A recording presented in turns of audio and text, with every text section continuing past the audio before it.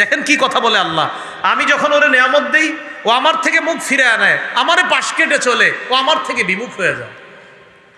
ওয়াইদা মাসসাহুশ শাররু ফাযু দুআইন আরিদ, আর কোন বিপদ যখন তাকে স্পর্শ করে লম্বা চওড়া দোয়াওয়ালা বনে যায়, লম্বা চওড়া দোয়াওয়ালা বনে যায়। কয়জন সুখের সময় হুজুরে বলছেন, হুজুর আমার বাসায় একটু আসেন, দোয়া করবেন, বলেন?